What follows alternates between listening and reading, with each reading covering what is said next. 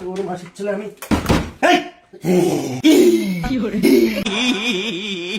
তোমাকে মেরেছে ভূতে। কি করছিস তুই বলো? আরে এটা কি?